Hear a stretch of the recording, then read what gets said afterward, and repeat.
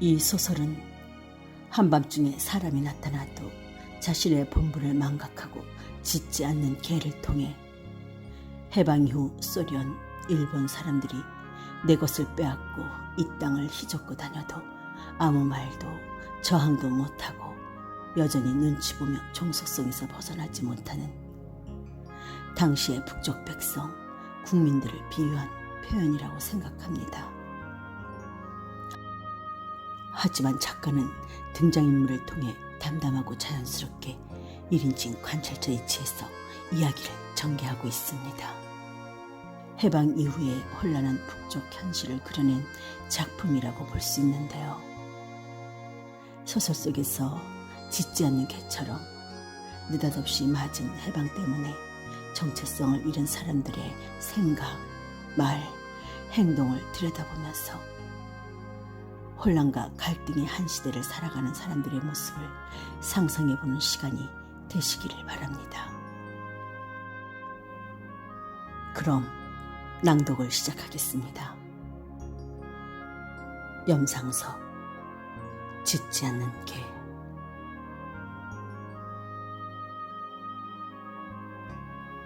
자정은 훨씬 넘었을 것이다. 제 시간에 되어 들어와 본 적이 없는 막차의 승객들이 두런두런 때를 지어 지나간 뒤로는 인적이 끊긴 지도 벌써 언젠지 모른다. 아직 서리가 내릴 절기도 아니겠는데 강바람이 쌀쌀한 국경의 밤은 단칸방에 5 식구가 꼭꼭 끼어 누웠으면서도 이불기 속으로 목이 움츠러져 들어가고 손을 한참 내놓고 있기가 싫을 지경이다. 바로 머리맡 2겹 유리창 밖은 정거장 앞 큰 거리다. 가다가다 윙하고 가랑잎을 휩쓰는 바람소리가 피난꾼의 잠을 못 이루는 어수선한 마음에 향수를 들쑤어 놓고 간다. 책을 펴서 벽에 기대어 세워놓고 자리 속에 누워 보고 있던 나는 문 밖에서 버스럭거리는 소리를 처음에는 풍생원이거니 하고 무심히 들었다. 그러나 머리맡 창 밑으로 서붓서붓 밭소리를 죽여서 응고를 밟고 가는 기척에 책에서 눈을 떼며 귀를 기울였다. 이 밤중에 통행할 수 있는 사람이라고는 경비대원이 아니면 소련 병정뿐인데 구두소리가 아니요 고무 바닥으로 밟는 발소리가 살살 스치고 가는 눈치가 더욱 수상했다.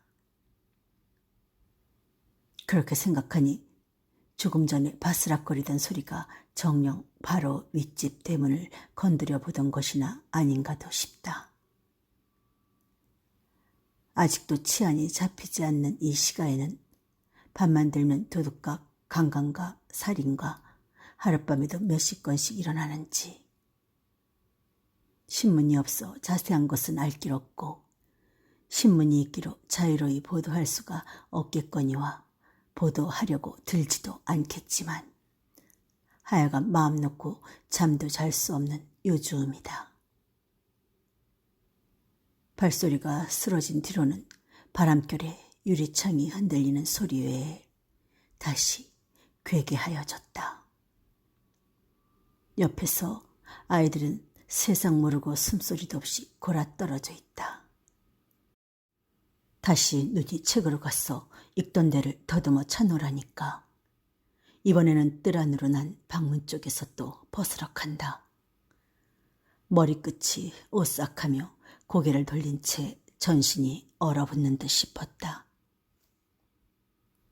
서벅서벅 고무바닥으로 생철 지붕을 밟는 소리가 나더니 수룩수룩 미끄러져 내리는 기척이 난다. 이 방문에서 한간 통쯤 떨어져 한 길 반이나 되는 눕직한 토담을 의지해서 저 너머 쪽으로 생철 지붕을 한 의직간이 요새 새로 섰는데 거기에서 뛰어내린다면 아무리 운동화를 신었기로 쿵쿵하고 발을 구르는 소리가 날 텐데 그런 자치가 없는 것이 희한한 일이다. 다시는 감옥같이 기척이 없다. 내가 잘못 들었나? 괜인가? 이렇게 생각을 하니 마음이 조금은 누추어지며 숨을 돌렸다. 이 담 너머는 일본 절의 뒷마당이다. 해방이 되자 일본 사람들을 한데 모으는 통에 대개는 강가의 창고에 수용되었지만 이 동리에서는 여기에다 헛간을 들이고 몰아넣었다. 바로 이 생철지붕 밑에는 적어도 6, 70명의 여자와 그 이상의 어린애들이 캄캄한 속에 끼워서 새우잠을 자고 있을 것이다. 그러고 보니 스르륵 미끄러져 내려가는 소리가 저편 마당으로 떨어지는 소리였을 것도 같다. 아니, 무에 들어왔으면야 나다가 짖을 거 아닌가? 주인집에 나다라는 개가 있는 것이 생각나니 이제는 아주 안심이 되었다. 그러나 또 좀 있다가 저 뒷간 쪽에서 판자를 시쩍시쩍 흔드는 소리가 난다. 이번에는 벌떡 일어나 앉아서 숨을 죽이고 귀를 기울였다. 도깨비에 홀린 듯이 미쳐 죽을 노릇이다. 나다가 부스럭대는 소린가도 싶었다. 그러나 나다는 이 방에서 부엌 하나를 지나 일자로 앉은 주인집 마루 앞 멍석을 두른 의직간에 쇠사슬로 메어 놓았으니 저 뒤로 곱들여 들어가는 변소까지는 갈 수가 없을 것이다. 판자를 흔드는 소리가 여전히 잇따라 나는 것이 겁결에 한 10분은 되는가 싶었다. 이 뒷간 옆 판자 너머는 윗집의 앞마당으로 빠져나가는 골짜기가 된다. 무역상인가 무슨 회사인가를 해서 이 바닥에서 손꼽는 주인은 소련군이 들어온다는 소문에 벌써 서울로 뛰어버렸고 문전이 커다란 집 속에 중년 부인이 15쯤 된 곱다란 딸 하나만 데리고 단 2 식구가 문을 첩첩이 닫고 들어엎딘 집이다. 아무리 거리는 쓸쓸해지고 날마다 듣느니 강도요, 강간이요, 무시로 총소리가 팽팽 나기는 하지만 그래도 정거장이 지척이요. 문전만 나서면 피난민이 우글대는 여관에서는 밤새도록 문을 닫는 일이 없고 이편짝 냉면집, 장국밥집에서 흘러나오는 전등불은 대낮같이 밝으니 그것을 믿고 의지 삼아 기차가 38선을 뜯고 서울까지 단숨에 갈 때까지 기다리느라고 조마조마하여 집을 지키고 있는 것이었다.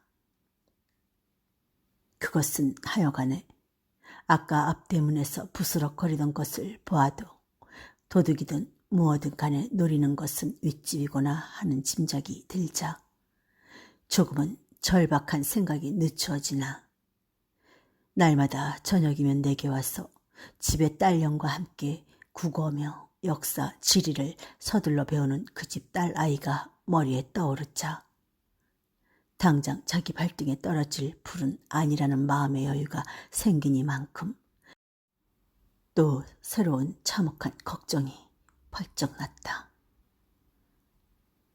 그러자 수근수근하는 말소리가 마당에서 나며 발소리도 없이 이리로 다가오는 눈치다. 조선말인지 노서와 말인지 분간할 수는 없으나 두 놈인 것을 이제야 알았다. 등불을 껐다면 하는 생각도 났으나 될 대로 되라고 금시로 대담하였지며 한참 긴장하였던 마음이 확 풀렸다. 똑똑똑 노크와 함께 여보 하고 서투른 목소리가 방문 밑에서 가만히 난다. 계집 아이들과 아내의 이불을 얼굴까지 뒤집어 씌우는 바람에 눈을 뜬 아내에게 손짓을 하는 것과 함께 밖에서는 안으로 잠근 방문을 흔든다. 나는 속바지를 천천히 입고서야 대꾸를 하며 전등불줄을 떼어들고 방문을 열고 불부터 내밀어 문에 가로막고 섰다. 컴컴한 뒤에서는 식구들이 이불 속에 파묻혀서 덜덜 떨고 있을 것이다. 전등불에 환히 나타난 빨간 코가 뾰족하고 키가 작달막한 노상 어린애는 장교인 모양이요. 뒤에는 똑같은 키의 쫄병이 담총을 하고 섰다. 떠듬떠듬 밤벙어리 같은 조선말로 조잘되는 것을 대묻고 하여 간신히 알아들은 말은 평양서 와서 여간을 정하고 친구와 거리에 나와서 술을 먹었는데 여간을 잊어버렸으니 나더러 나와서 여간을 찾아달라는 뜻이었다. 이런 억탁의 소리가 있을까? 무엇보다도 이 밤중에 나오라는 데는 기가 막혔다. 언젠가는 경비대원이 그것도 오밤중에 문이 어느 틈에 열렸는지 마당에 들어와서 마침 변소에 갔다가 나오는 나에게 총뿌리를 들이대며 지금 이 집으로 들어오는 사람이 아니냐고 서두는 통에 혼이 난 일이 있었지만은 툭하면 불문곡직하고 탕하는 총뿌리가 무서웠다. 그때는 사랑싸움을 하느라고 들락날락하던 주인의 작은 집의 캄캄한 추녀 밑에 숨어 섰다가 나타나서 무사하였거니와 이번에는 문 밖으로 끌려나가기만 하면 당장 총뿌리가 덜비를 겨눌 것이다. 좋은 낯으로 여간이 바로 이 앞에 있으니 그리 들어가자라고 순순히 일렀으나 무슨 말인지 통 못 알아듣겠다 한다. 나중에는 화가 버럭 나서 시위를 하느라고 안방에 대고 소리를 치며 주인을 깨웠다. 주인 부인은 마침 어린애를 데리고 친정에 가서 주인이 혼자 자고 있었을 뿐만 아니라 이때쯤에 첫 서슬에는 노어 강습소가 여기저기 생겨서 젊은 사람은 한 달쯤 배우면 웬만한 통사정쯤은 한다 하니 주인의 그 노어를 이런 데 써먹자는 생각도 들었다. 주인이 그 부산통에 깨어 있었던지 마루로 나오며 불을 환히 켜니 저희들도 그리로 발길을 돌리지 않을 수 없는 모양이었다. 나도 속바지 바람으로 따라 나가서 내가 들은 대로 설명을 하여 주니까 주인이 노서와 말로 수작을 붙였다. 얼마만한 어학력인지는 모르되 이 심야의 침입자들의 조선말만큼은 떠듬대는 수작이었다. 그래도 어쨌든 상대자가 뜻밖에도 제 나라 말을 꺼내는 데는 반갑다기보다도 겸연쩍은 생각이 드는 눈치로 싱거운 웃음을 띠고 멀거니 섰다. 그것은 남 모르는 타향에 왔다는 안심으로 파탈하고 체면 없다는 짓을 하다가 뜻밖의 아는 사람에게 들킨 듯이나 열적하는 표정이었다. 나는 춥기도 하고 환한 불빛에 속바지 바람인 것이 창피하기에 옷을 입고 나오마 하고 돌쳐서며 개우리간을 들여다보니 나다는 여전히 짖지를 못하고 눈만 멍하니 우두커니 밖을 내다보고 섰다. 오밤중에도 누가 문전에 얼씬만 하면 길길 뛰며 짖어대는 나다 이것만은. 방에 들어와서 바지를 부덩부덩 입으려니까 이불을 머리까지 덮고 엎드렸던 아내가 파랗게 질린 얼굴을 내밀고 나가지 말라고 손짓을 하며 방문을 걸라는 신용을 하여 보인다. 그러나 주인에게만 떠맡기고 모른 체하고 있을 경우도 아니어서 불이 났게 바지 앞을 여미는데 밖에서 또다시 방문을 똑똑 두드린다. 대개는 무사 타협이 되었으려니 하는 안심도 없지 않았지만은 방문을 열고 내다보니 앞선 꼬마 장교가 선뜻 손을 내밀며 아버지 미안합니다 하고 악수를 청한다. 뒤에 쫄병도 거기 따라 악수를 청하는 것이었다.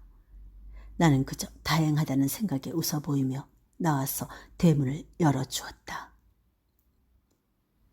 저 보기에도 50이나 되는 사람이니 아버지라고 하는 것이요. 아버지의 아내면 역시 50은 되는 노파련이 싶어서 다시는 길로 나가자고 앉는 것인지 남자가 둘씩이나 되고 젊은 주인의 노소와 말바람에 기가 줄어서 그런지 잊어버렸다는 숙사는 어떻게 찾아갈 요령으로 순순히 떨어져 가는 것인지는 알 수 없었다. 이튿날 아침에 앞 절간 일본 사람 수용소에 들어있는 늙은이가 대표 격으로 인사를 온 것은 의외였다. 앞장을 서 안내해온 희끄무레한 일본 계집애는 일본 여자들이 파는 옷가지를 사라고 왔다 갔다 하는 동안에 아내와 낯이 익어진 처녀였다. 간밤엔 참 고마웠습니다. 생철 지붕이를 쿵쿵거리는 소리에 잠들이 깨어서 어른 애들이 캄캄한 속에서 옷들을 주워 입고 꼭 일을 당하는 줄만 알았더니 천만다행으로 소리 없이 쫓아 보내주셔서 이런 고마울 때가. 다리는 저를 망정 기고를 장대하고 신수가 좋은 늙은이는 웃을 띠면서도 한숨 섞인 인사요 하소연이었다. 여기서는 버스럭거리는 정도로 들렸지만 지붕 밑에서 자는 사람은 생철 한 겹 박는 소리가 벼락치는 듯 했을 것이다. 여자들은 옷을 단정히 입고 꿇어앉아 화해만 기다리고 있었더라는 것이다.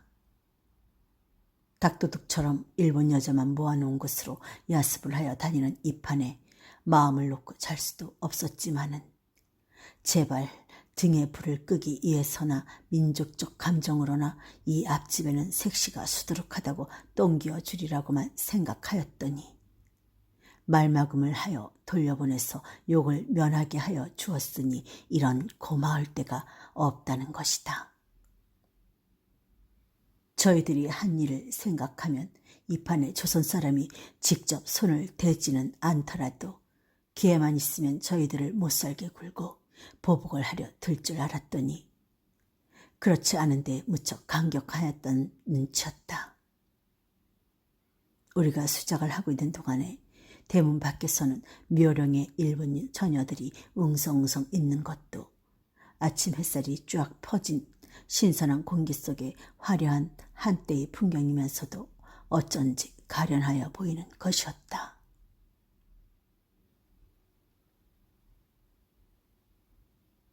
집은 되는 거예요?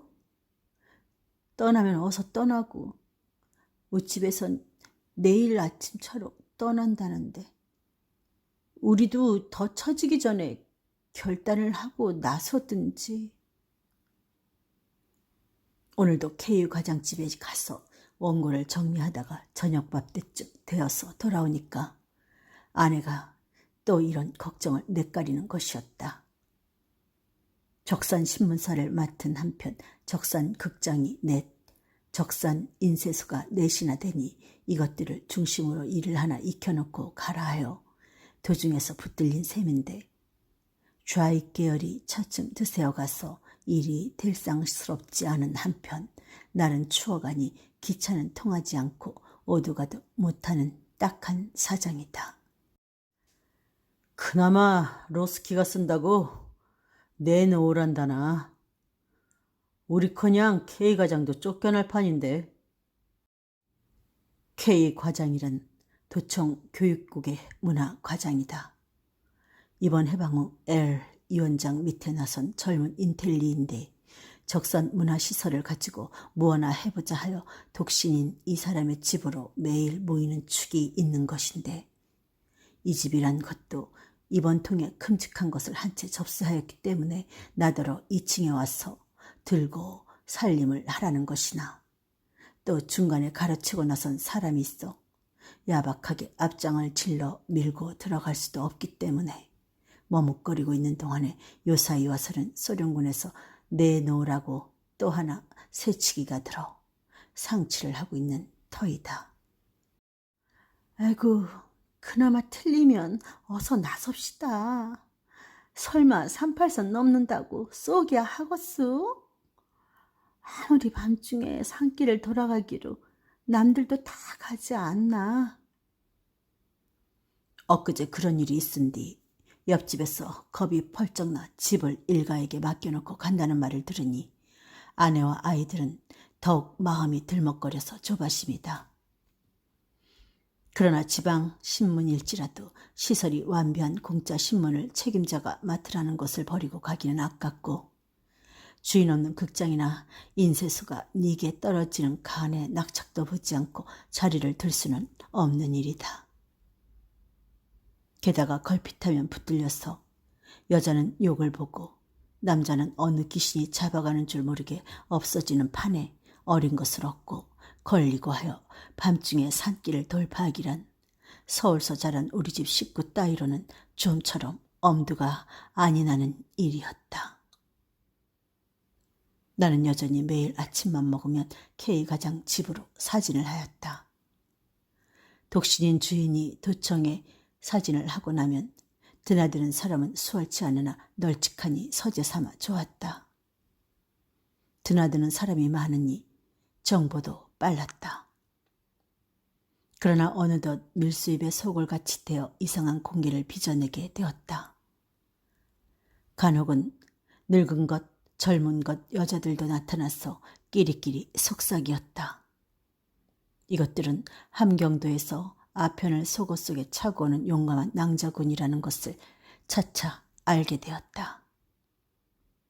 하여튼 길을 찾아서 소련 장교나 끼고 압록강을 건너 다닐 때 통행증만 있으면 짐차, 양천은 물론이요 트럭으로라도 한 왕복만 하면 지폐 뭉치가 왔다 갔다 하는 판이니 자연 연줄연줄하여 이런 아늑한 구정으로 찾아드는 모양이지만 소련군이 2층을 쓰겠다고 한다는 것도 어지간해 농락이 아니었던가 싶었다.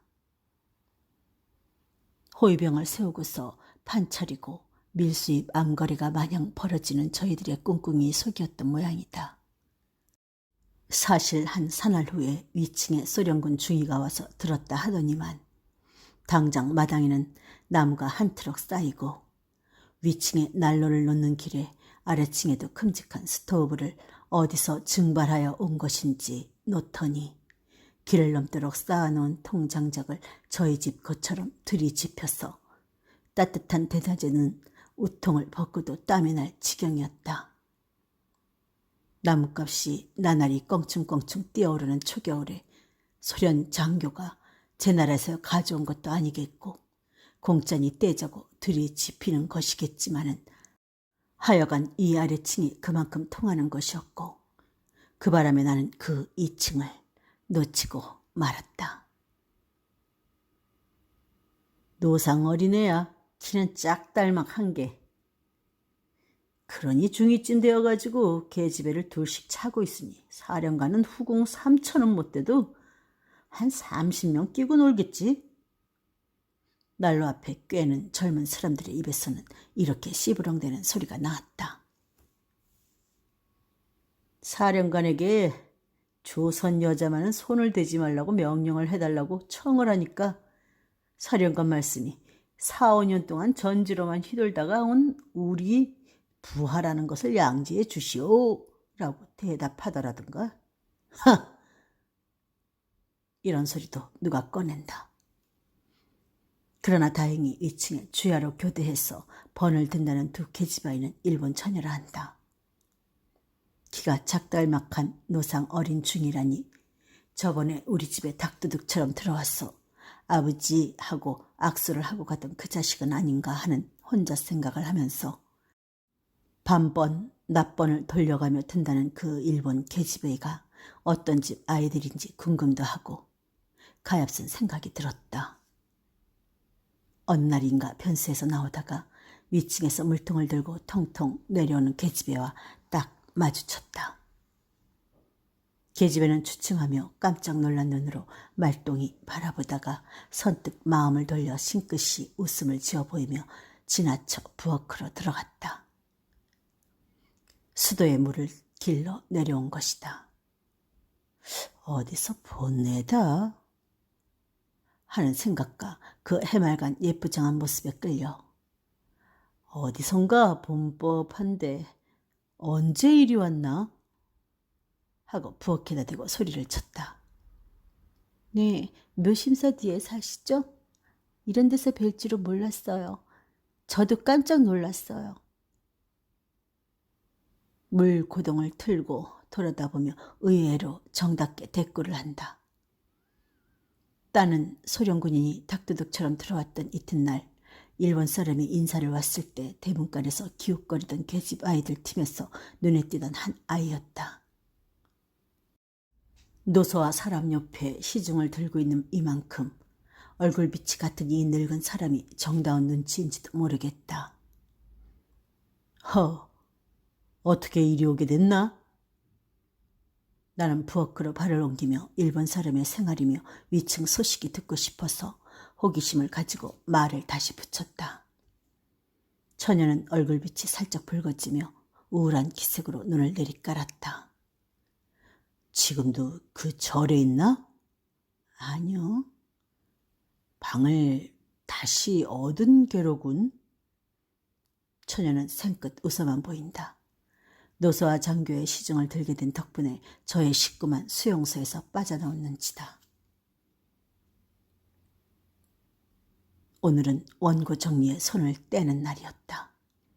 한편으로는 신문사니 극장, 인쇄소들의 관리기구와 운영 방식의 조직 편성을 추진시키면서 한편으로는 나 개인의 사업으로 한자 3,000자를 줄여서 중등 이상 학생을 상대로 한 소자전을 편찬하기로 착수하여 2달 동안이나 걸린 노력이 겨우 끝을 맞게 된 것이다. 중앙에서는 한자를 전폐할 방침이라는 것을 라디오로도 듣고 서울 갔다 오는 사람마다 전하여 오지만은 나는 코웃음을 치면서 하나는 내 공부 삼아 하나는 서울 올라가면 당장 출판을 걸어보겠다는 생각으로 5, 6중에 자전을 놓고 불철주야하고 편찬에 노력해온 것이다. 저녁 때 원고 가방을 끼고 김 과장 집에서 나오려니까 뒤에서 통통통 구두 발소리가 나며 선생님 하고 다가오는 기척에 돌아다 보니 위층의 그 계집아이다. 손에는 헝겊으로 만든 핸드백을 들었다. 아래층에서 식물을 구한다죠? 그러나 봐. 어정쩡한 대답이었다. 우리 어머니 와 계시게 할까 하는데요. 하고 내 눈치를 본다. 아무래도 좋겠지. 어머니 올해 몇이신데 그런 일 해내실 수 있으려고? 갓 40이세요. 하면 하죠 뭐. 김 과장에게 식모를 구해달라는 부탁을 받았다는 것이다. 요즘에는 일본 여자들이 조선 사람의 집에 식모살이를 구해 다니기도 하고 웬만한 집에서는 대개들 일녀를 식모를 두고 있다. 해방 이후에는 조선 여자 식모가 없어지기도 했지만 일녀들은 첫째 먹는 거와 잠자리가 수용소보다는 편하고 이남을 따라 내려갈 길이 뚫리려니 싶어서 아무쪼록 조선 사람과 인연을 맺자고 그러는 것이었다. 노소와 장교란 어떤 이인인지 그댁에 다시 방칸이라도 얻고 식량이며 뗄나무라도 공짜로 얻는 모양이나 이남으로 내려가는 조건만은 아무래도 조선 사람에게 매달려야 할 형편인 것이다.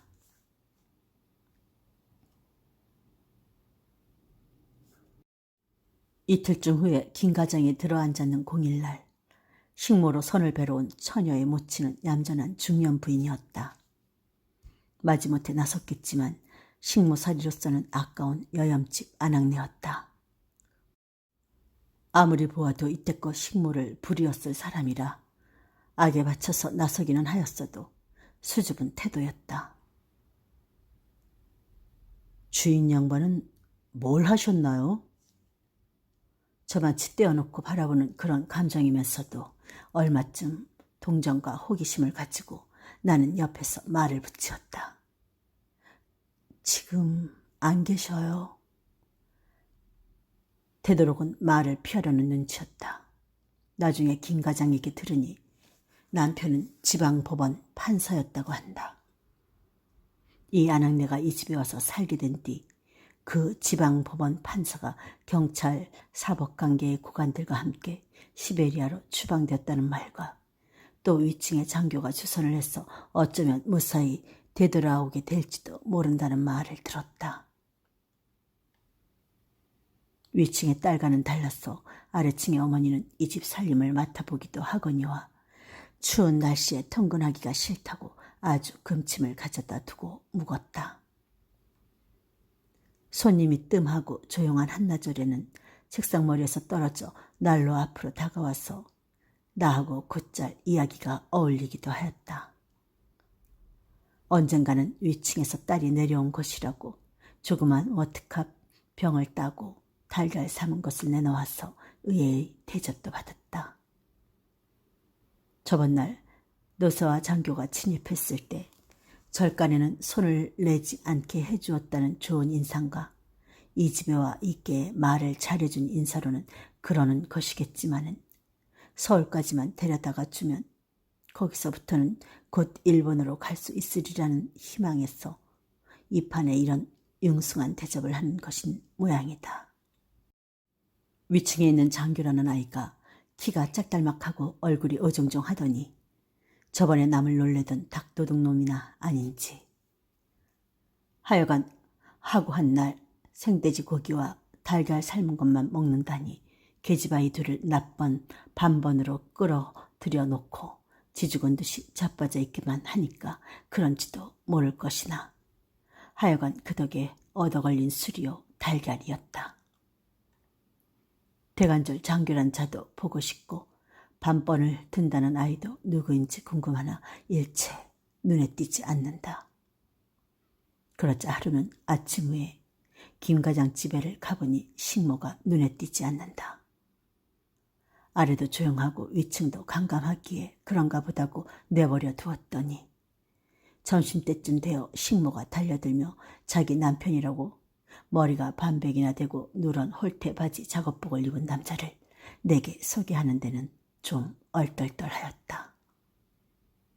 물론 내게 소개가 급한 것이 아니라 풀려 돌아오게 해준 위층의 장교인지 사위인지한테 인사를 온 것이었다. 얼굴을 번듯이 마주들지 못하면서 그저 꿉적꿉적 비슬비슬하는 눈치가 가엾기도 하거니와 군대 바지에 도꾸리 샤스를 입은 양이 어느 집 비부장이 같다. 한편 다리가 신경통이 도져서 몸을 제대로 가누지도 못한답니다. 아내의 설명이었다. 그래도 곁눈질을 슬쩍 드는 그 눈치라든지 꼭 담은 입모습이 어딘지 지식이 있는 사람의 점잖고 야무진 데가 있어 보였다. 이날은 위층에 올라가서 인사만 하고 가는 눈치였다. 전쟁이란 무서운 거다. 진다는 것은 이렇게도 비참한 것인가? 하고 나는 혼자 책상 앞에 멀거니 앉아 있었다. 며칠 후인가 군화 소리가 창밖 마당에서 저벅저벅 나더니 문을 삐걱 열고 미네, 미네 하고 식모를 부르는 소리가 난다. 남편이 왔나 보다고 가만히 귀를 기울이고 있었다. 숙설숙설하고 식모가 위층으로 올라가고 하더니 다시 잠잠하여졌다.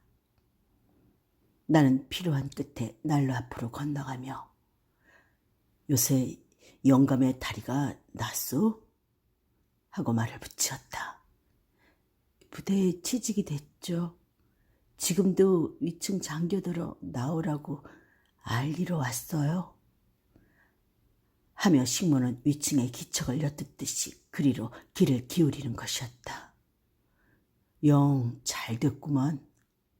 하고 나는 대꾸를 하다가 위층에서 쿵쿵쿵 내려오는 발소리에 그 장교란 누군가? 하는 늘 궁금해하던 호기심에 문이 열린 틈으로 내다보니 층계에서 툭 튀어내려오는 군복 입은 조그만 몸집이 바로 보름께쯤 전에 우리 집에 뛰어들어 아버지 하고 악수를 하고 가던 그자가 아닌가. 나는 어이가 없어 벙벙이 난로 앞에 섰었다.